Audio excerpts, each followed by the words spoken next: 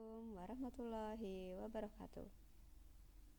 Halo semuanya, apa kabar hari ini? Saya harapkan semuanya dalam keadaan sehat walafiat ya. Baik, untuk hari ini kita akan belajar metodologi penelitian lagi, masih melanjutkan materi yang kemarin. Ini adalah pertemuan yang keempat dengan saya.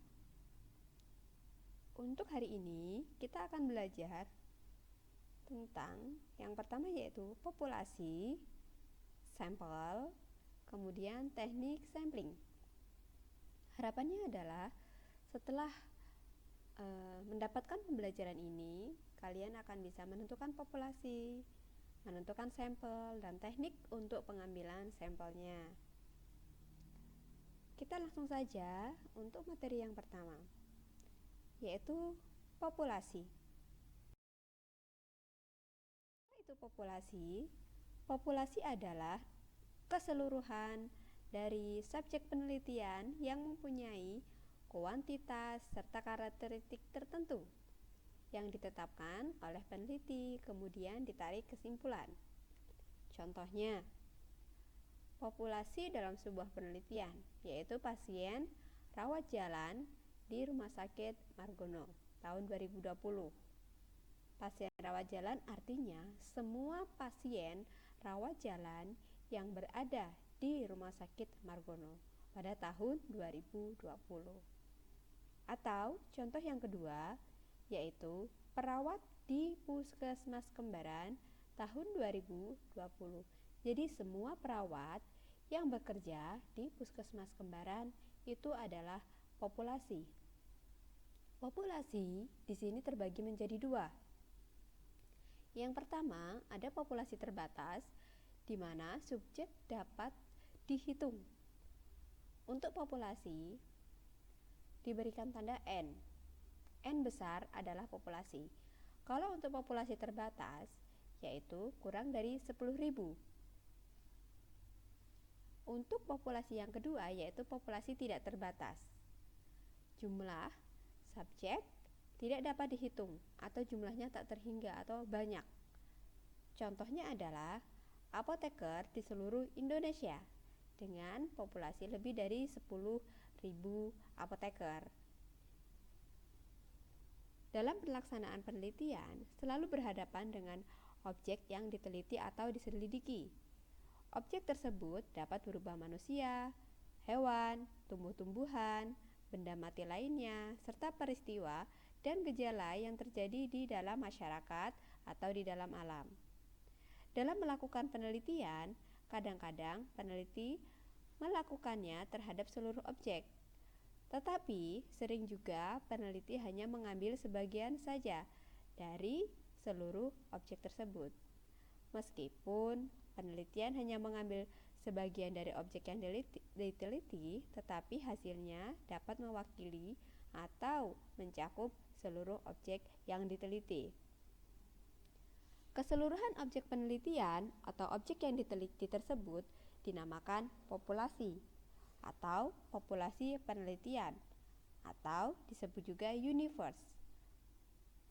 Sedangkan sebagian yang diambil dari seluruh objek yang diteliti dianggap mewakili populasi disebut dengan sampel penelitian.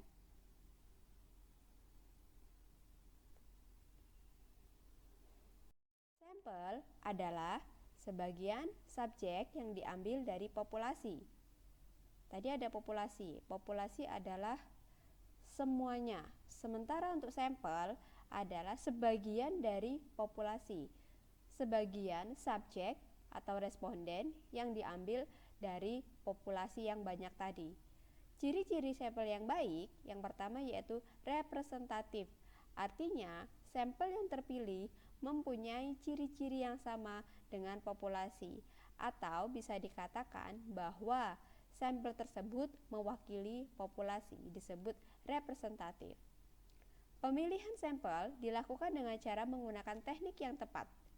Besar sampel harus menunjukkan sampel minimal. Dalam melakukan pengambilan sampel penelitian, digunakan cara atau teknik-teknik tertentu sehingga sampel tersebut sedapat mungkin bisa mewakili populasi. Kegunaan sampel yang pertama adalah menghemat biaya.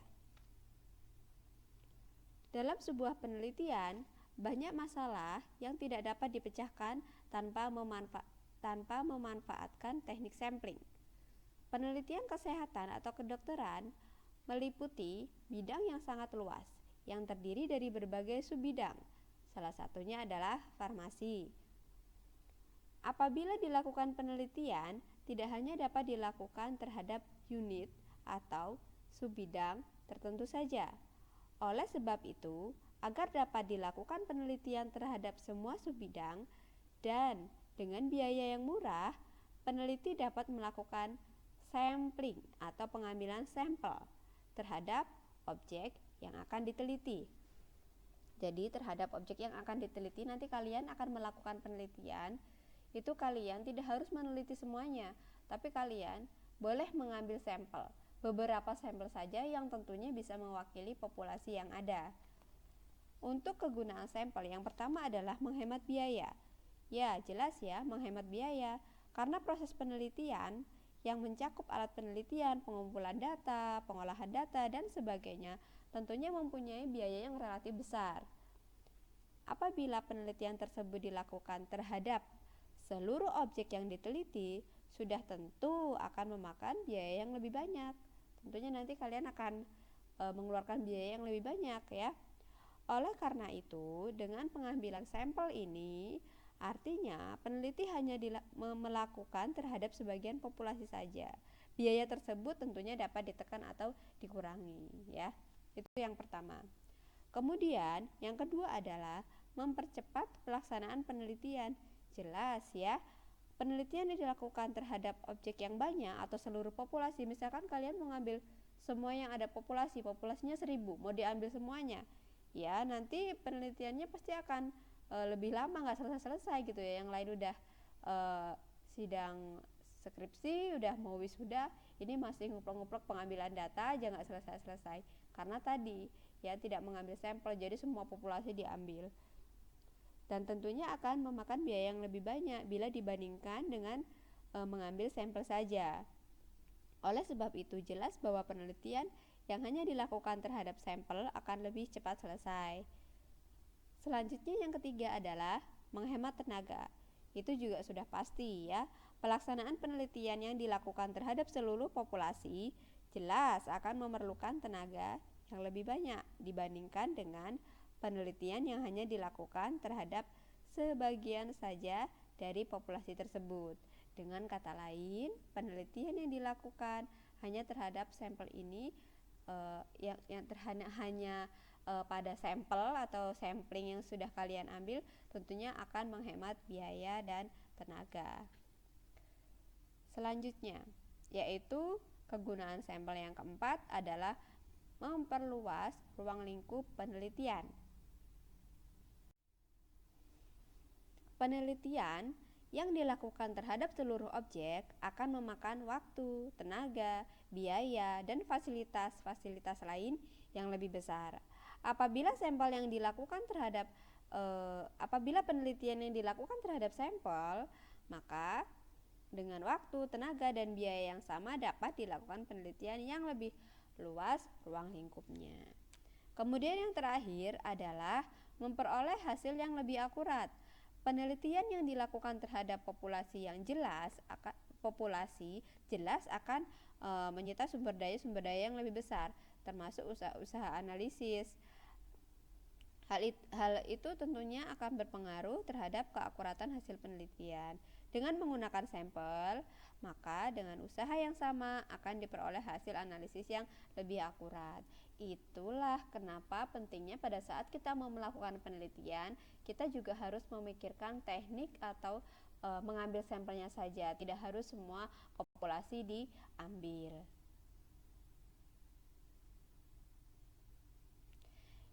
Sebenarnya beberapa pengertian aja yang membuat nanti kita memiliki pengertian yang sama gitu ya.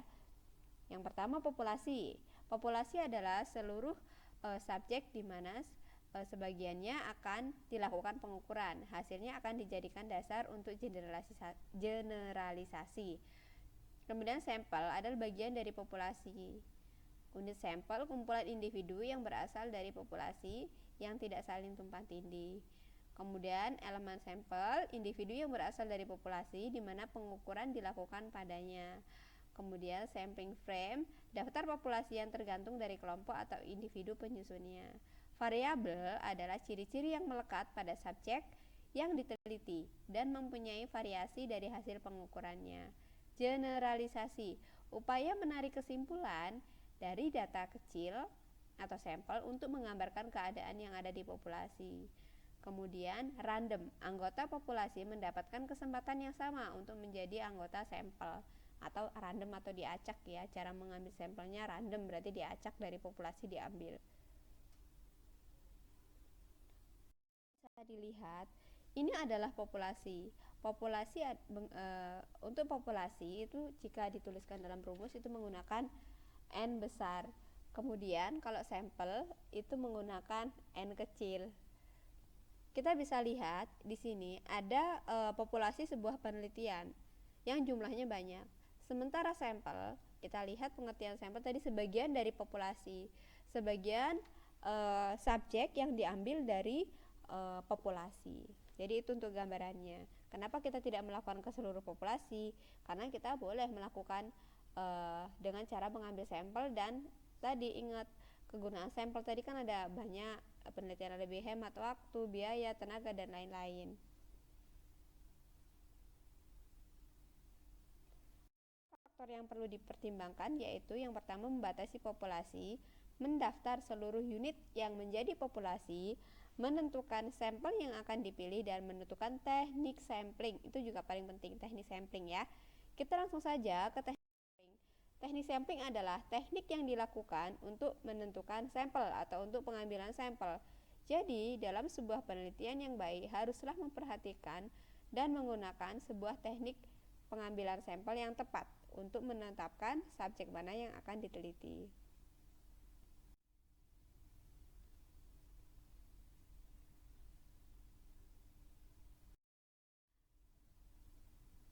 Pengertian dari teknik sampling. Yang pertama, menurut Sugiono, teknik sampling merupakan teknik pengambilan sampel. Sementara menurut Margono, teknik sampling adalah cara untuk menentukan sampel yang jumlahnya sesuai dan ukuran sampelnya dijadikan seperti ukuran sebenarnya, dengan memperhatikan sifat-sifat dan penyebaran populasi agar diperoleh sampel yang representatif. Representatif adalah sampel yang bisa mewakili populasi. Untuk prosedur pengambilan sampel yang perlu diperhatikan, yang pertama adalah menentukan tujuan penelitian. Pada saat kita mau menentukan pengambilan sampel, kita harus tahu terlebih dahulu, tentukan dulu tujuan penelitiannya mau seperti apa. Tujuan penelitian adalah suatu langkah pokok bagi suatu penelitian, karena tujuan penelitian tersebut merupakan arah untuk elemen-elemen yang lain dari penelitian. Demikian pula dalam menentukan sampel tergantung pada tujuan penelitian. Oleh sebab itu, langkah pertama dalam mengambil sampel dari populasi adalah menentukan tujuan penelitian terlebih dahulu. Selanjutnya adalah menentukan populasi penelitian. Telah disebutkan bahwa anggota populasi dalam sebuah penelitian tersebut harus dibatasi secara jelas. Oleh sebab itu, sebelum sampel ditentukan, harus ditentukan dengan jelas terlebih dahulu untuk kriteria atau batasan populasinya, sehingga akan menjamin penelitian dengan pengambilan sampel yang tepat gitu ya. Selanjutnya adalah menentukan jenis data yang diperlukan. Jenis data yang akan dikumpulkan dari suatu penelitian harus dirumuskan dengan jelas.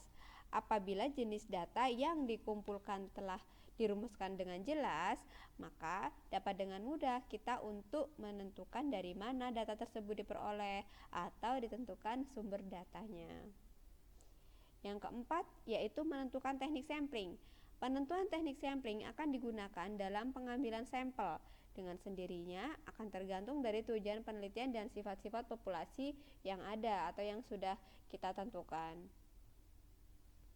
Kemudian, menentukan besar sampel atau sample size.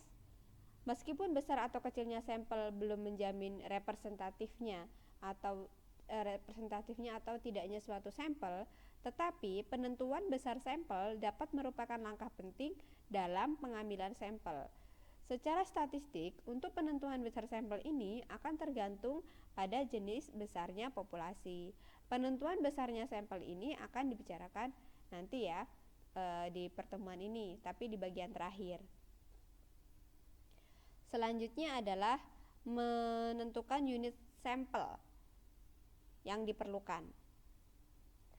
Sebelum menentukan sampel yang diperlukan, terlebih dahulu ditentukan unit-unit yang menjadi anggota populasi. Hal ini akan memudahkan dalam menentukan unit yang mana yang akan dijadikan sampel. Sementara yang terakhir, yang ketujuh adalah memilih sampel. Apabila karakteristik populasi sudah ditentukan dengan jelas, maka kita dapat dengan mudah memilih sampel sesuai dengan karakteristik populasi tersebut. Dalam memilih sampel dan populasi ini dengan sendirinya berdasarkan teknik-teknik pengambilan sampel. Jadi itu prosedur pengambilan sampel ya. Kita lanjut sampling. Jenis teknik sampling ya. Teknik sampling pada garis besarnya di sini ada dibagi menjadi dua, yaitu sampel probabilitas atau disebut dengan random sample atau acak, dan sampel-sampel non probabilitas. Tiap-tiap jenis sampel ini terdiri dari berbagai macam pula. Jenis untuk teknik pengambilan sampel yang bertujuan untuk menentukan sampel dalam penelitian. Terdapat berbagai teknik yang bisa digunakan pada saat kita mau mengambil sampel. Teknik sampling berdasarkan adanya randomisasi, yakni mengambil subjek secara acak dari kumpulannya, dapat dikelompokkan menjadi dua, yaitu tadi ya, non probabilitas sampling dan probabilitas sampling. Teknik-teknik sampling tersebut bisa dilihat di skema berikut ini.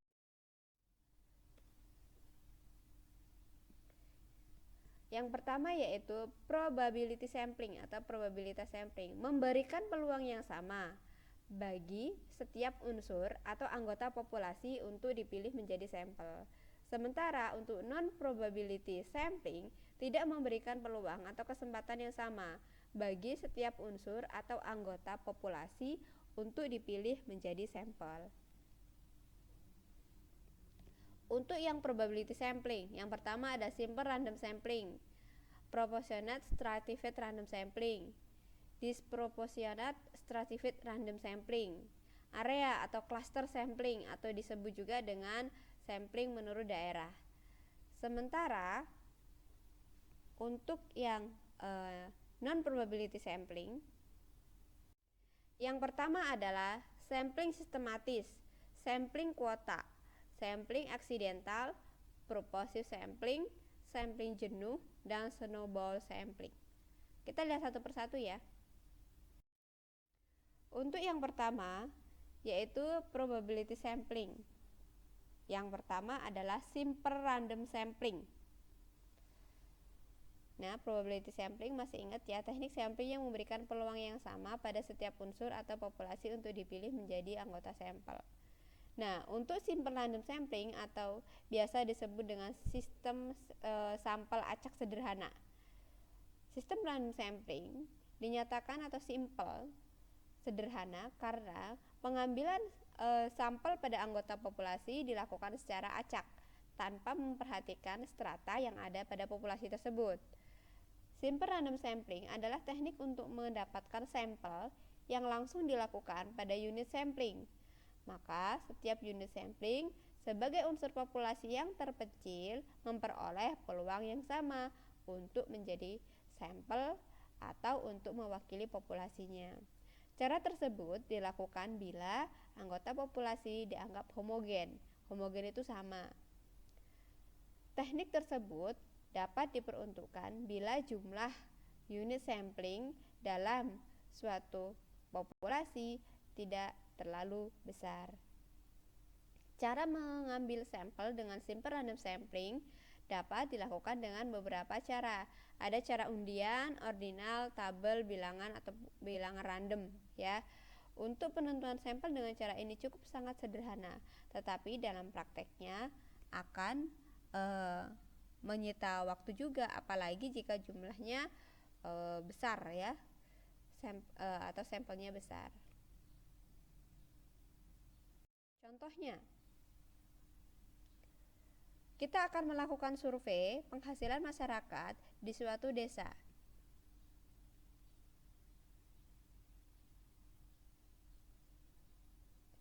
Untuk populasinya, di sini ada 24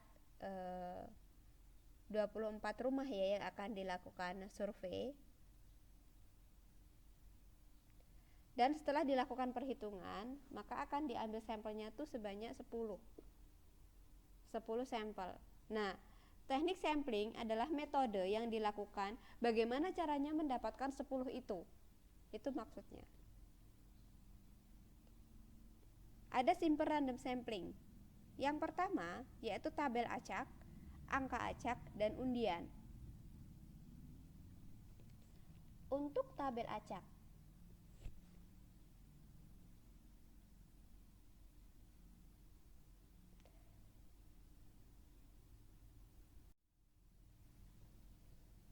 untuk prosedur menggunakan tabel acak, yang pertama adalah menentukan titik awal terlebih dahulu.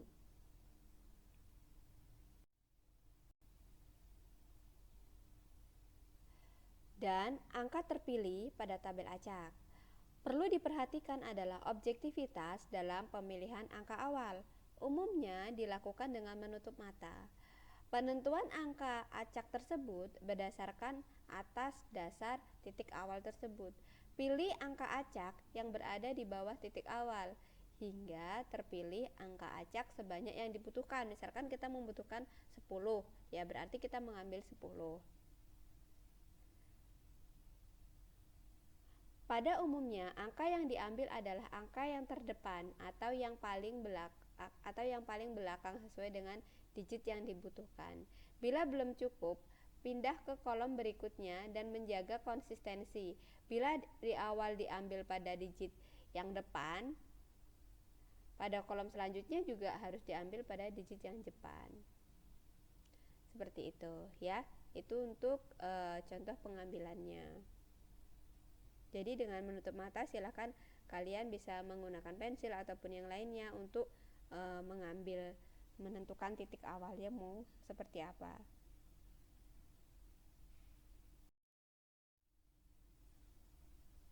Selanjutnya yang berikutnya adalah angka acak. Jadi untuk cara yang pertama tadi memang cara yang gampang. Kita bisa ambil pensil, sudah ada angka-angkanya, kita ambil pensil, kemudian kita tutup mata, kita tinggal menjatuhkan pensil itu nanti di angka sebelah mana atau sambil merem kita nanti bisa menentukan. Selanjutnya adalah angka acak. Nah, di angka acak ini juga caranya sangat mudah sekali. Kita bisa menggunakan Microsoft Excel untuk membuatnya. Jadi yang pertama kalian hanya butuh membuat tabel, memasukkan jumlah sampel yang dibutuhkan terlebih dahulu. Tadi sampel yang kita butuhkan yaitu ada 10 sampel yang kita butuhkan. Buat dulu nomor 1 sampai angka 10. Selanjutnya di kolom selanjutnya jumlah total sampel ya, jumlah total sampel. Kemudian dibuat rumus sama dengan run between terus dalam kurung bottom sama up terus kurung tutup, kemudian di enter. Nanti akan muncul angka di situ. Kemudian tinggal di blok ditarik ke bawah sampai sebanyak 10 angka. Nanti otomatis sistem di Excel tersebut akan mengacak angka yang akan muncul. Gitu, ya. Itu sangat gampang. Di bottom ditulis berapa, kemudian di up-nya berapa, misalkan tadi kan ada 24 ya, ditulis berarti 1 sampai 24 gitu. Itu akan mudah, kalian tinggal menggeser ngeblok sampai 10, nanti akan dengan sendirinya muncul angka acak. Nah, nanti misalkan seperti yang terlihat di situ bahwa sampel yang pertama yaitu adalah nomor rumah 17, berarti itu nanti nomor tadi kan ada 24, berarti itu adalah nomor rumah 17 yang akan dijadikan sampel yang pertama. Yang kedua rumah nomor 3, yang ketiga rumah nomor 10 dan seterusnya. Ketika memang ada duplikasi, kok ada angka, contohnya di situ ada angka 3 muncul 2 kali, rumah nomor 3 muncul 2 kali. Jadi di angka 3 tersebut diblok lagi, ditarik ke bawah, nanti akan mengacak lagi dengan sendirinya sehingga tidak terjadi duplikasi rumah atau angka. Selanjutnya adalah undian. Nah, cara undian ini juga paling gampang, seperti kalau kita sedang arisan gitu ya. Dimasukkan sebanyak 24 rumah tadi atau 24 nomor, kemudian diacak, bisa pakai gelas ataupun yang lainnya, kemudian ditutup, dikeluarkan, diacak, dikeluarkan sebanyak berapa tadi dibutuhkannya, misalkan 10 ya diambil 10. Itu gampang. Oke, kita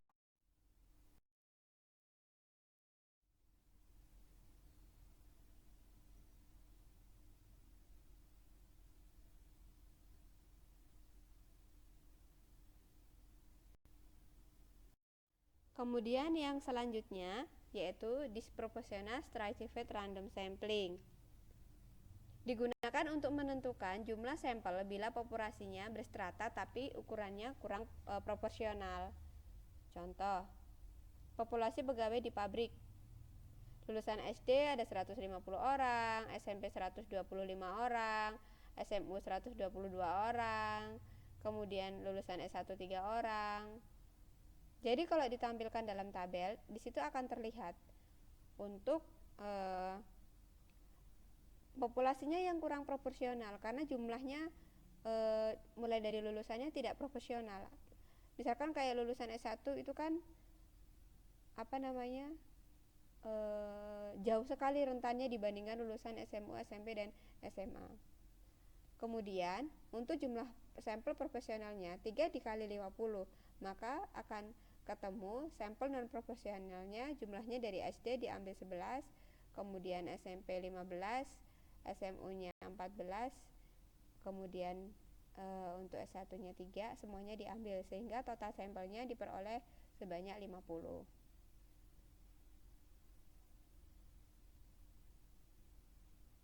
Kenapa yang 3 itu diambil? Ya karena itu tadi, karena kurang proporsional dari jumlahnya. Jadi yang sedikit kita bisa ambil semuanya. Kemudian yang berikutnya adalah cluster sampling atau area sampling, cluster random sampling ya. Digunakan bila mana populasi tidak terdiri dari individu-individu, melainkan terdiri dari kelompok-kelompok individu atau cluster. Teknik sampling daerah digunakan untuk menentukan sampel bila objek yang akan diteliti atau sumber datanya sangat luas. Pada teknik sampel bukan terdiri dari unit individu, tetapi kelompok atau gugusan kelompok yang diambil sebagai sampel ini terdiri dari unit geografis, misalkan desa, kecamatan, kabupaten, ataupun yang lainnya, atau unit organisasi seperti klinik dan sebagainya. Pengambilan sampel secara gugus, peneliti tidak mendaftar semua anggota atau unit yang ada di dalam populasi, akan tetapi cukup mendaftar bagian kelompok atau gugus yang ada di populasi tersebut. Kemudian mengambil sampel berdasarkan gugus-gugus tersebut. Misalnya contoh, Kepala Dinas Kesehatan Jawa Tengah ingin mengetahui bagaimana sikap perawat di rumah sakit terhadap kebijakan keperawatan komplementer. Untuk besar sampelnya ditentukan 300 orang. Tentukan klasternya. Jumlah RS-nya ada 66. Rata-rata jumlah perawat 50 orang. Maka jumlah klasternya yang diambil adalah 300 dibagi 50 sama dengan 6. Secara acak 6 RS dan 50 perawat sebagai anggota sampel dari 6 RS tersebut. Jadi setelah Dari 66 rumah sakit setelah diklasterkan akan ketemu hanya 6 rumah sakit saja yang akan diambil perawatnya. Nah, perawatnya yang dibutuhkan berapa? Nah, perawatnya yang dibutuhkan adalah 50 orang. Jadi, 50 orang perawat tersebut diambil dari 6 rumah sakit.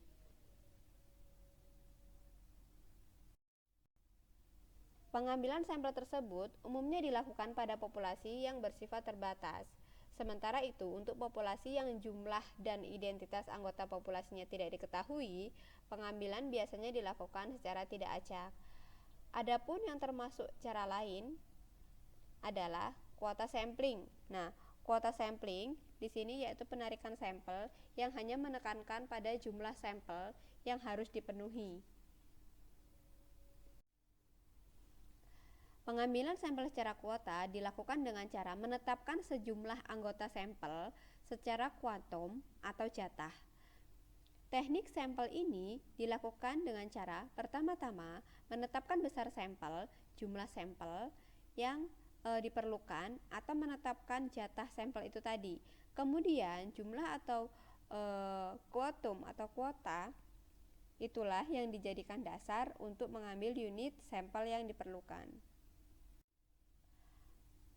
Anggota populasi manapun yang akan diambil tidak menjadi soal. Yang terpenting jumlah kuantumnya yang sudah ditetapkan dapat terpenuhi. Misalkan kita mau penelitian di Rumah Sakit Margono, tapi dari Rumah Sakit Margono diperoleh total sampelnya misalkan 1000, tapi kita hanya diperbolehkan atau dijatah itu 100. Ya udah, yaitu namanya kuota sampling. Jadi kita tidak bisa menggunakan metode yang lainnya karena memang dari Margono data yang boleh diambil oleh mahasiswa yang melakukan penelitian hanya 100. Itu pernah terjadi pada beberapa tahun lalu ya, bahwa meskipun jumlah sampelnya ada 500, ada 1000, mahasiswa hanya diperbolehkan untuk mengambil 100. Nah, berarti untuk teknik samplingnya menggunakan kuota sampling.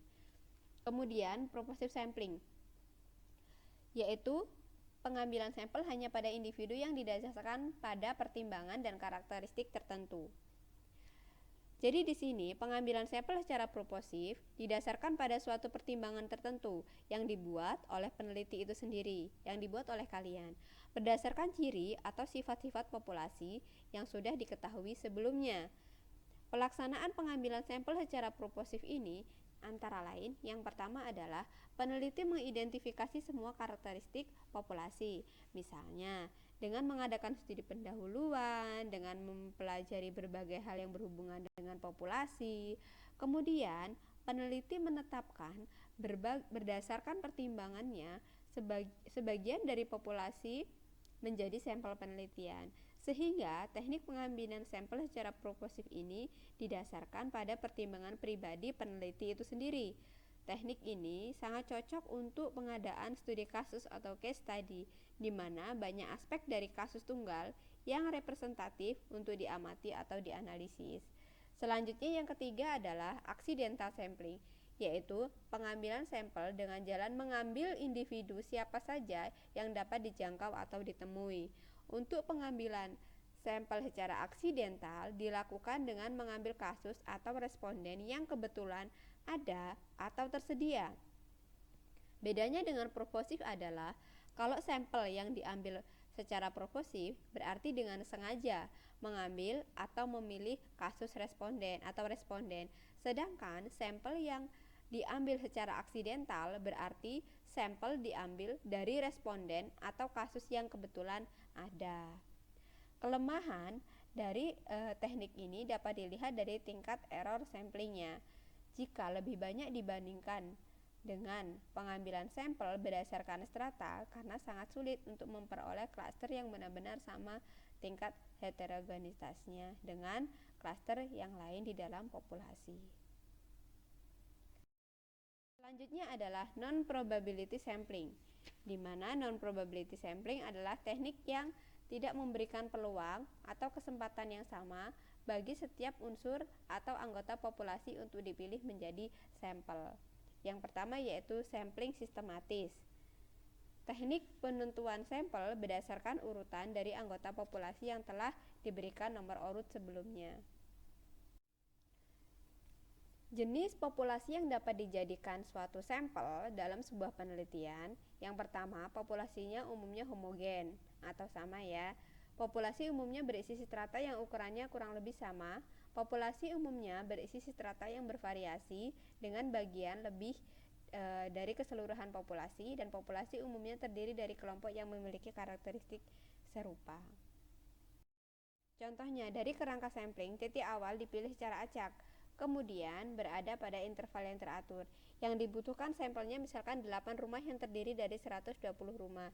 Jadi 120 dibagi 8 akan ketemu 15. Sehingga jadi setiap 15 rumah dipilih titik awal acak 1 dan 15.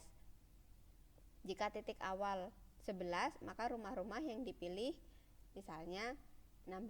Jadi kelipatannya 11, kemudian kelipatannya itu 26, kemudian kelipatannya lagi 41, terus menerus seperti itu ya.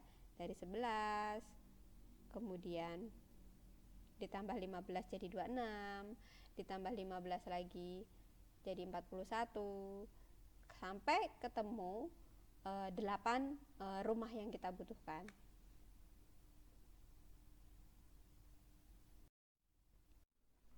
Selanjutnya adalah kuota sampling yang tadi ya. Cara pengambilan sampel didasarkan pada target tertentu. Jika target tersebut sudah diperoleh, maka penelitian selesai. Contohnya penelitian tentang pendapat masyarakat tentang penyakit TBC. Jumlah sampel yang ditentukan adalah 500 orang. Kalau masyarakat masih 300, ya berarti kita belum berhenti penelitiannya. Kalau 400, ya belum. Kemudian kalau sudah sampai 500, baru penelitian kita berhenti. Karena kalau 300, 400 kan belum memenuhi kuota. Sedangkan kalau sudah 500 sudah memenuhi kuota. Kemudian yang ini tadi data sampling. Pengambilan sampel seketemunya ya. Jadi siapa saja yang secara kebetulan bertemu dengan peneliti dapat digunakan sebagai sampel. Bila dipandang orang yang kebetulan ditemui itu sesuai dengan sumber data. Tapi kalau nggak sesuai dengan sumber data ya jangan diambil ya. Contohnya penelitian tentang kasus AIDS.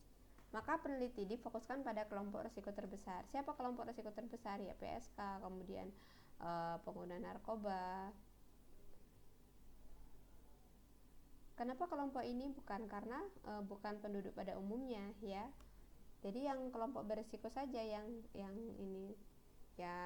menjadi fokus di penelitian tersebut. Kemudian proporsi penentuan sampel yang mempertimbangkan dengan pertimbangan tertentu.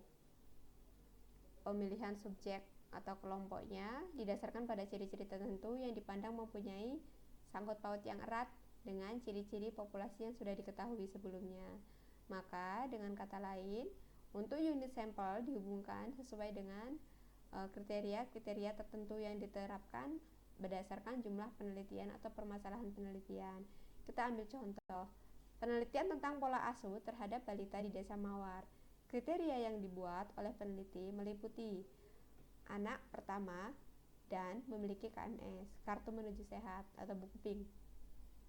Balita yang memenuhi syarat tersebut akan menjadi anggota sampel. Jangan terkecoh dengan kriteria inklusi dan eksklusinya ya. Kalau kriteria inklusi dibuat oleh peneliti dari subjek yang memenuhi kriteria tersebut.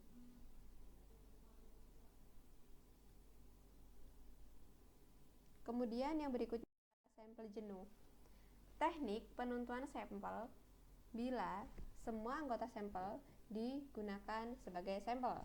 Hal ini sering dilakukan bila jumlah populasi relatif kecil atau kurang dari 300 orang. Sampel jenuh disebut juga dengan istilah sensus, di mana semua anggota populasi dijadikan sampel.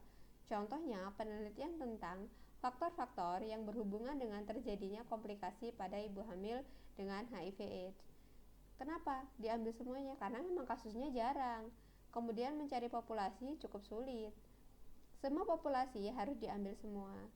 Karena kan tidak semua orang terbuka ya apabila memiliki penyakit HIV/AIDS gitu ya. stigma negatif tentang penyakit HIV itu di masyarakat kita itu masih sangat melekat, sehingga orang yang terkena penyakit HIV tidak selalu mau untuk mengakui dirinya HIV, karena itu tadi, karena stigmanya masih sangat negatif banget gitu, negatif sekali gitu. Kalau misalkan orang kena HIV itu kesannya seperti apa dan bagaimana gitu, sehingga kita pasti akan kesulitan untuk mencari orangnya. Pada saat kita menemukan, ya itu harus diambil semuanya. Kemudian snowball sampling, teknik penentuan sampel yang awal mulanya kecil, kemudian sampel itu lama-lama menjadi banyak. Contohnya, teknik pengambilan sampel kecil, kemudian sampel ini disuruh memilih teman-temannya yang dijadikan sampel, begitu seterusnya, sehingga jumlah sampelnya makin lama makin banyak. Ibaratnya seperti bola salju yang menggelinding, makin lama makin besar. Pada penelitian kualitatif banyak menggunakan teknik ini ya, purposive atau snowball. Contohnya misalkan pada penelitian tentang kasus aborsi pada remaja. Kasus aborsi pada remaja itu sebenarnya banyak, ya. Akan tetapi tidak terekspos atau tidak banyak yang tahu. Ya karena apa? Ya karena itu kan seperti aib gitu, ya, seperti aib, sehingga semua orang pasti akan menutupi. Tidak ada tuh yang mau menyampaikan atau mengatakan secara gamblang, oh saya aborsi, saya itu nggak ada, ya. Jadi waktu itu ada seorang dosen yang meneliti tentang kasus aborsi pada remaja, dan kalian tahu di Jawa Tengah itu bahwa kasus untuk aborsi pada remaja paling kecil itu adalah pada anak yang SD, ya. Dan itu kan tidak, itu membuat kita jadi terbuka gitu pikirannya. Padahal kalau kita cari-cari datanya, sepertinya kok nggak ada. Tapi begitu diteliti, itu ada. Dan itu semuanya tidak terekspos, ya. Bagaimana caranya? Ini adalah penelitian kualitatif.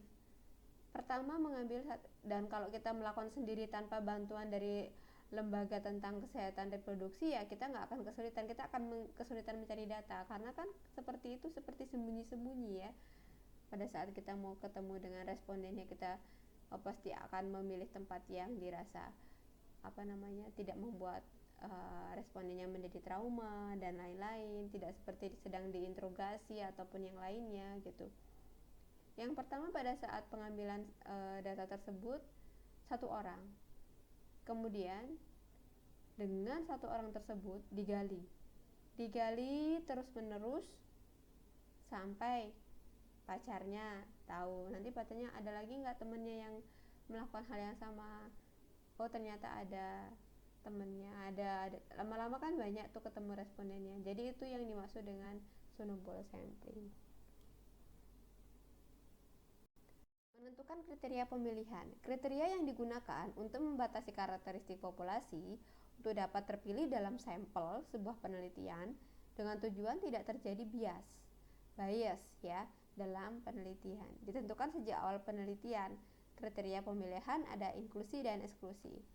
Jadi inklusi itu apa? Kriteria inklusi adalah kriteria penerimaan, di mana persyaratan umum yang harus dipenuhi oleh subjek agar dapat diikutsertakan dalam sebuah penelitian ditentukan berdasarkan dengan pertimbangan ilmiah yang dibuat sendiri oleh peneliti. Contohnya, populasinya adalah tikus wasta jantan di Laboratorium Farmakologi UHB. Kriteria inklusinya apa? Kriteria inklusi ini dibuat oleh peneliti sendiri ya. Tikusnya yang memiliki berat 1.500 sampai 150 sampai 220 gram, berusia 7 minggu, tidak memiliki kelainan anatomi. Itu kriteria yang sudah dibuat. Jadi tidak semua tikus wista jantan itu bisa menjadi responden, tidak, tapi yang memiliki kriteria itu tadi, beratnya sesuai dengan yang sudah kita tentukan, usianya juga sama, tidak memiliki kelainan anatomi. Kalau ternyata ada kelainan anatomi atau beratnya kurang dari 150 atau lebih dari 220, ya nggak akan dijadikan sebagai responden ya, atau tidak akan dijadikan diambil sebagai penelitian. Selanjutnya adalah kriteria eksklusi, yaitu tulisannya salah, eksklusi. Kriteria penolakan. di mana keadaan yang menyebabkan subjek yang telah memenuhi kriteria inklusi tidak dapat diikutsertakan dalam penelitian. Yang menjadi kriteria inklusi adalah yang menjadi kriteria eksklusi adalah subjek yang menolak berpartisipasi atau sakit. Terkait dengan tempat penelitian, status subjek sebagai peneliti, karyawan itu sendiri itu juga tidak bisa dijadikan sebagai responden. Masa kita mau meneliti pada mahasiswa Universitas Harapan Bangsa, program studi farmasi. Kalian program studi farmasi kan? Mau menelitinya pada program studi farmasi juga. Dan kalian di situ masuk sebagai respondennya salah satunya. Ya nggak bisa. Jadi kalian sudah otomatis akan dieksklusi seperti itu. Contohnya, misalkan populasi tikus wistar jantan tadi ya di laboratorium farmakologi. Kemudian kriteria eksklusinya, kalau ternyata tikusnya sakit atau tikusnya mati selama perlakuan, itu akan otomatis menjadi kriteria eksklusi. Ya, jadi kalian harus cari lagi. Ya, misalkan sudah diberi perlakuan selama perlakuannya harusnya 8 minggu, tapi baru 3 minggu tikusnya udah mati. Kemudian atau sakit, ya berarti itu eksklusi, nggak bisa dilanjutkan lagi penelitiannya. Kemudian besar sampel atau sample size.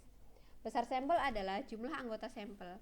Makin banyak sampel mendekati populasi, maka peluang kesalahan generalisasi semakin kecil.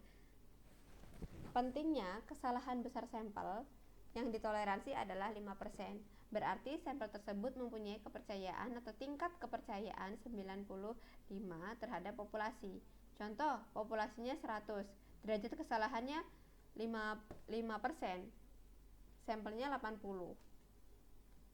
Jadi setiap sampel misalkan 100, 200, tingkat kepercayaannya selalu 95% dan tingkat kesalahan yang ditoleransi adalah 5%. Dan ini adalah tabel dari Morgan ya terkait dengan populasi sampel ya untuk tingkat kepercayaan 5%.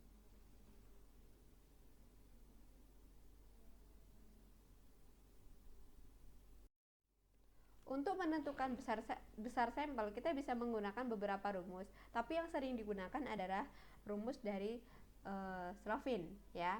Ini adalah rumusnya. N kecil ukuran sampel, N besar adalah ukuran populasi, E adalah persen kelonggaran ketidaktelitian karena kesalahan pengambilan sampel yang masih ditolerir atau diinginkan, atau batas toleransi kesalahan, misalnya 5% atau 0,05. Berdasarkan notasi rumus besar sampel penelitian menggunakan Slovin, maka apabila kita mempunyai 1000 orang dalam sebuah populasi, maka kita bisa menentukan minimal sampel yang akan diteliti. Untuk tingkat kesalahannya yaitu 5%. Kita langsung latihan ke kasus ya. Langsung dimasukkan ke rumus ya. Tadi kan kita mempunyai jumlah untuk populasinya 1000. Kemudian rumusnya 1000 dibagi 1 ditambah 1000 atau N besar dikali 0,025 ya. Maka akan ketemu E-nya kan tadi E-nya 5%, 5% dikuadratkan 0,05%, kemudian 0,05 dikuadratkan jadinya 0,0025. Selanjutnya maka akan ketemu untuk besar sampelnya 285,7143 ya. Jadi kalau misalkan dibulatkan ya 286. Jadi itu adalah besar sampel yang ditemukan. Kemudian itu besar sampel. Kemudian rumus pengambilan sampelnya tadi kalian lihat, kira-kira cocoknya mau menggunakan teknik pengambilan sampel yang mana.